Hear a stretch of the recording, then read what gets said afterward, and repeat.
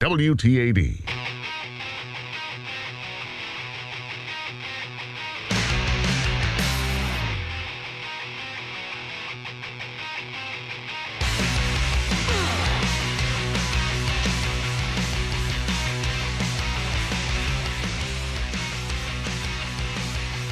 Welcome back to the morning meeting on Talk Radio 930 WTAD. Brian Nichols and Sean Seacrease alongside. We continue this morning with a guy who, I don't believe we've actually spoken with him on the program since he announced for president. We had him on shortly beforehand when he was kind of floating the idea, but we were pleased to welcome back to the program Herman Cain. Good morning, Herman. Hey, good morning, Brian and Sean. Happy to be with you. Thanks. Thank you for taking the time to be with us this morning. All right, where are you this morning on the campaign trail? Today, I'm back in Atlanta. I just landed. I'm back in my office. I'm going to be here for today to take care of some matters. And then tomorrow, I am going to Iowa in the morning, where I'm going to be doing several events, and I'm speaking at an event tomorrow.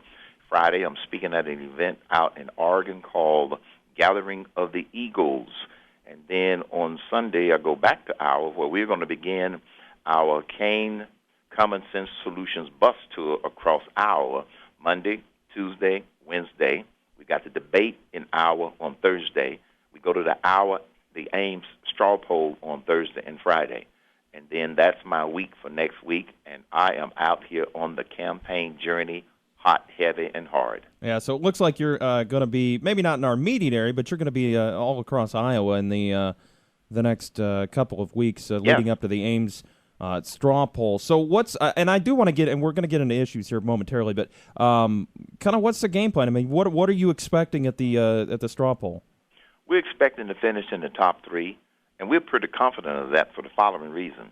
I have been to Iowa since the beginning of the year, about 24 times, and whenever I'm there, I will do multiple events that day. And the thing about it is, as I have gone back every trip, the crowds that have come to the events, whether they're meet and greet, whether they are a GOP county event, the people that have come, the crowds have gotten bigger and bigger and bigger.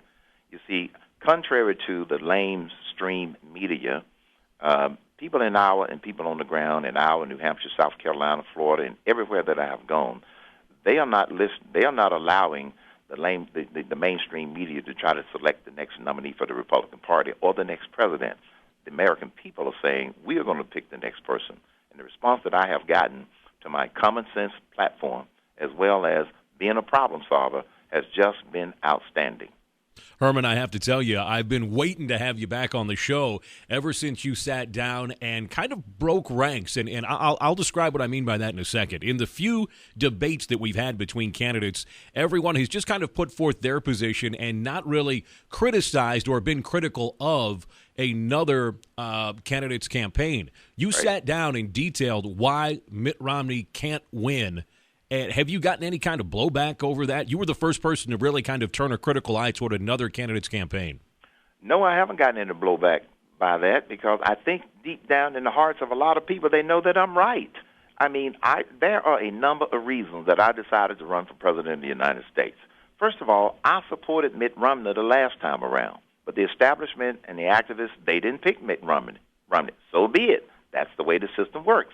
So when I saw that Mitt Romney was going to be the quote-unquote front runner coming out of the gates, I had some concerns. In addition to all of the personal considerations, I did not want to assume that Mitt Romney was going to get the nomination because, quite frankly, even though Barack Obama has the approval ratings down to the 40s right now, I still don't think that Mitt necessarily was going to be able to beat him. This is one of the reasons I wanted to give the conservatives another option, and it is exceeding our expectations in terms of the traction that I'm getting out there. I want to talk about the debt ceiling deal that was put together in the last couple of, yesterday it was passed by the Senate and the President signed it. You were CEO of a company. You've got a business background, certainly. Thoughts on what was put together in these last couple of days? Sure, no problem. First of all, if I were president, guys, this crisis never would have happened. This was a crisis that the president and the Democrats allowed to happen so they could force the American people to accept the false fact that we had to raise taxes. That's the last thing we need to do in this economy that we have. So we never would have had this crisis if I were president. That being said, I think that John Boehner and the Republicans got all that they could get. They only control 1/3 of the law passing body. So the fact that there was no price increase, no tax increase in this deal, and the fact that there is an offset for every increase in the debt ceiling, all that says, quite frankly, is that they are reducing the rate of increase.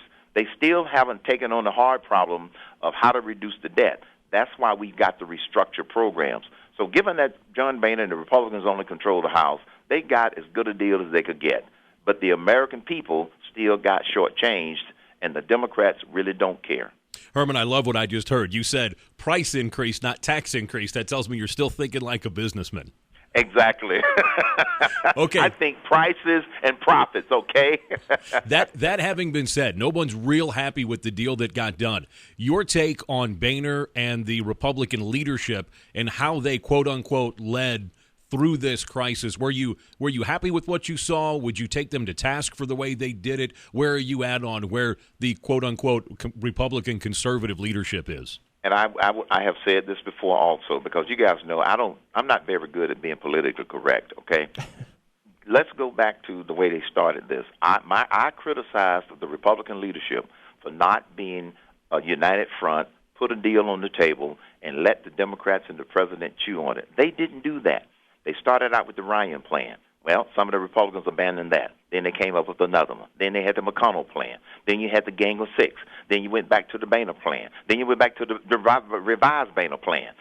And at the same time, the Democrats didn't put anything on the table, nor did the president put anything on the table that was credible.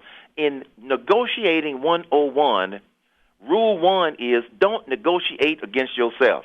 That's what the Republicans ultimately ended up doing, because they didn't want to take the blame if, in fact, this president allowed our credit to default and ended up with a downgrade. But if they had gotten together and put forward, here's our proposal, we're not putting another one on the table until you come back with a counter proposal, that should have been the way that they negotiated. Now, that being said, I think that if they had done that, they might would have been able to get a little bit more out of the deal than they did, such as all of this special commission and these triggers that are built in. So the way they went about the negotiations, they ultimately ended up negotiating against themselves, and that's my biggest criticism. At the end of the day, I still give a lot of credit to Speaker Boehner, because he had multiple tigers by the tail. Herman Cain, Republican presidential candidate, with us this morning on the morning meeting. I want to ask you, now, obviously, you're running for president. You're not. People don't run for Treasury Secretary, but there is a similarity in the fact that between you and the current Treasury Secretary, and the fact that you were president of the Federal Reserve Bank in Kansas City. He was president of the Federal Reserve Bank of New York. Different time periods, I think, but. And obviously you are two different people, clearly, based upon the issues. But right. If you were the president of the United States, what would you look for in a Treasury Secretary? Because it's so critical right now in the times in which we find ourselves living. Exactly. One thing I want to clarify, I was the chairman of the board of the Kansas City Fed, and it was a citizens board. We met once a month for oversight of the full-time staff. He was the actual president, full-time staff of the New York Fed. Just wanted to make that clarification. Now, first of all, to answer your question, I've already identified my next head of the Treasury, okay? Here's what, and I can't tell you who it is, but I already knew who it is that I'm going to approach. I have also identified some people that are going to be candidates for head of the Board of Governors of the Federal Reserve, because I don't believe in this malarkey. We need to end the Fed. We can fix the Fed, and there's a way to do it. The people that I'm looking for are, number one, who stick with the original mission of the Federal Reserve when you're talking about the Federal Reserve. In terms of Treasury, I want someone who will anticipate issues and bring me a contingency plan if worse comes to worse. For example, the President and the Treasury Secretary should have known, and I believe that they did, a year ago, that we were going to have this debt crisis mess. The fact that they played it out to a crisis, that is irresponsible leadership. So I want someone who not only is technically competent, but who also has those leadership skills to be able to anticipate things so we can put together plans to prevent crises. Good leadership prevent crises. They don't sit back and create them or allow them to happen so they can leverage a crisis to try to get what they want. But the president wanted out of this crisis. The only thing that he got out of this crisis was he dodged default, but he didn't get that increase in taxes. And as you know, as he was signing the document and making his statement about, okay, we dodged this and we did this, and he's now trying to take credit, he had to issue one more salvo. But don't worry, I'm still going to come after those greedy people flying around on corporate jets, and I'm going to go after the top 2%. Well, you see, his DNA is stuck in destruction of this economy because he still thinks it's all about class warfare. If you were to double the taxes for everybody in the top 2%, it still wouldn't solve the problem that we have in terms of the debt, and it wouldn't solve the problem of a lack of leadership by this president. Let me ask you about a controversial issue, probably the biggest controversial issue that's come out of your campaign, and that's dealing with some of the issues surrounding Muslims and mosques and having a Muslim in the cabinet. And you've said some various things over the last couple of months, which has really got it's offended some people, and other people, quite honestly, I think have said, hey, I hear what he's saying. So where do you stand on that now? I'd seen some news reports in the last couple of days suggesting that maybe your position had changed in regards to mosques and neighborhoods and things like that. No, my position hadn't changed. Look, let me. I'm glad you brought it up so I could clarify it, okay? First of all, I believe in separation of church and state as guaranteed by the Constitution of the United States of America, the First Amendment. Islam, they do not separate church and state. That's where, if they want to do that, fine. I just don't think that has a place here in the United States. I have emphatically said I do not support, will nor I allow Sharia law to begin to infuse itself into our court system. American laws for American courts. That's not a change of position. It's just that there are two types of people out there that are trying to attack me and my campaign to create this distraction, guys. One are the far left, who have no other way to try to cut my knees out other than try to keep fanning this issue. And then secondly, some of the people that are trying to support somebody for the nomination, and they too want to continue to make this into a big issue.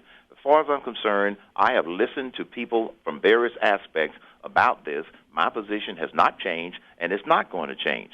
No Sharia law in American courts. American laws in American courts. I have nothing against peaceful Muslims practicing their religion, just like I don't have a problem with anybody practicing that religion. My first responsibility as President of the United States is the security of this nation, and that's what I'm going to do.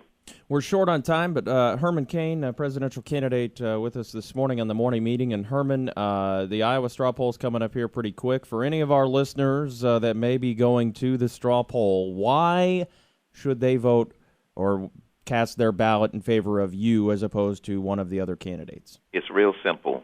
What distinguishes me is the fact that, first, I have put some common sense solutions on the table that people can find at hermancain.com, HermanCain.com. I've put it out there called Common Sense Solutions on many of these major crises that we face. We have an economic crisis, we've got an immigration crisis, we've got a spending crisis, we've got a foggy foreign policy crisis, and I've talked about how I would approach these. Secondly, I am the one with the greatest amount of problem-solving experience. It's one thing to say that I have supported this and that. It's one thing to say that they've introduced legislation for this and that. I'm the only one who has actually solved things, turned businesses around, saved businesses, and created jobs, more so than any other candidate, and that includes Mitt Romney. He was primarily a business consultant. No, I was a business leader because at Pillsbury, Burger King, Godfather's, National Restaurant Association, I had the responsibility of making stuff happen, and that's what I bring to this process, much more so than any other candidate. All right, Herman Cain. He'll be up at the Iowa straw poll, and of course, he'll have his bus tour crisscrossing the state here in the next couple of weeks. The Common Sense Solutions Tour. Again, hermancain.com is the website. I think. What was it, Cain, like in the Bible, except you didn't kill nobody? Isn't that what you remembered? How could you forget that? How could you forget? Thank you, Herman. Hey, thanks, guys. I enjoyed it. Look forward to seeing you. Banned in China by Hu Jintao. It's disgraceful. And in Berkeley by hippies trying to escape reality. That's despicable. The Morning Meeting with Brian and Sean on AM 930 WTAD.